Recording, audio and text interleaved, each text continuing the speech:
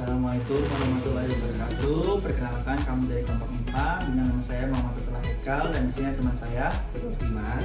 Dan pada hari ini kita akan melaksanakan kuliah kerja lapangan untuk Pekalongan. Dan sekarang udah jam berapa? Oke, sekarang sudah pukul setengah 6, di mana kita akan menuju kampus untuk persiapan keberangkatan menuju ke Pekalongan. Yuk kita ikuti keseruan kita kali ini.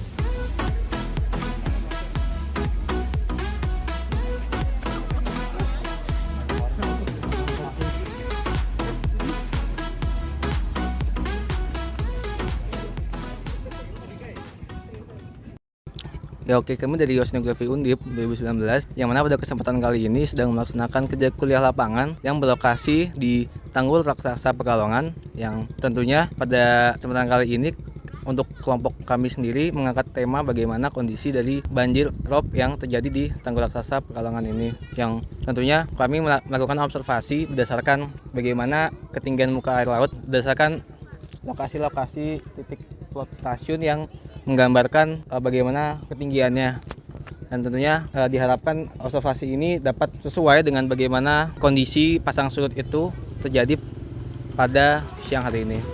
Oke, kita lanjut guys.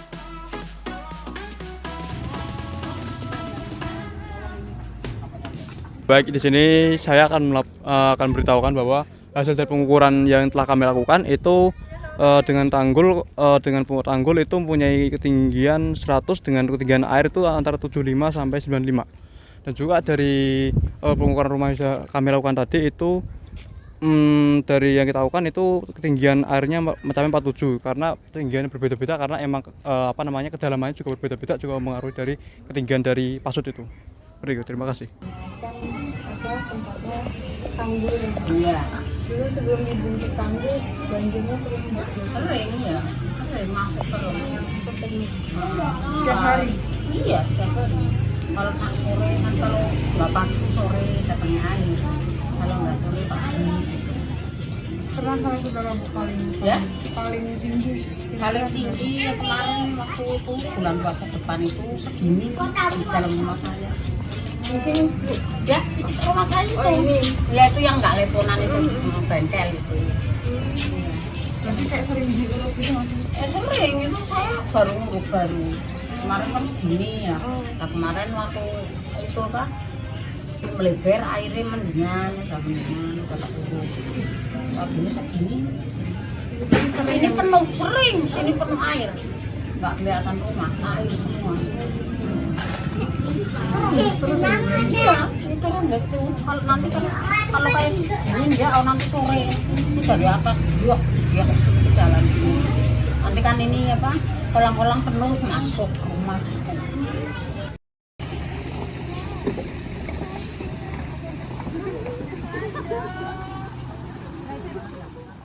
Ya oke.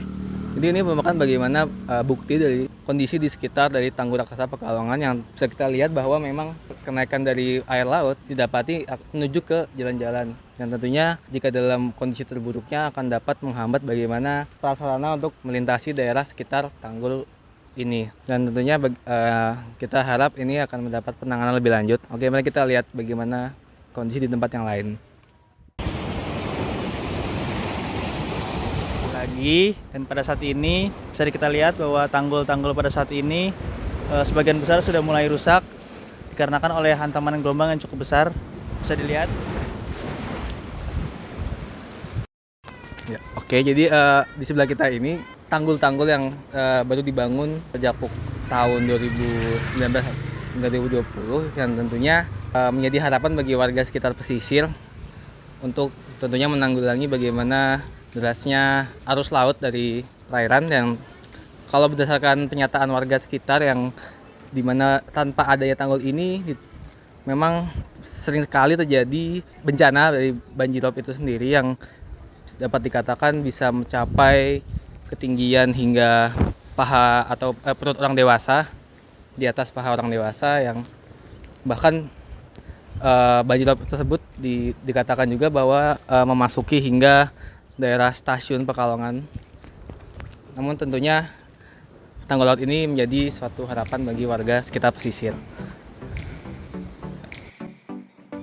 Oke, jadi sekarang kita udah sampai Semarang lagi dari Pekalongan. Tadi kita sampai jam 7:30 kurang lama. Dan hari ini kita ngapain aja di Pekalongan?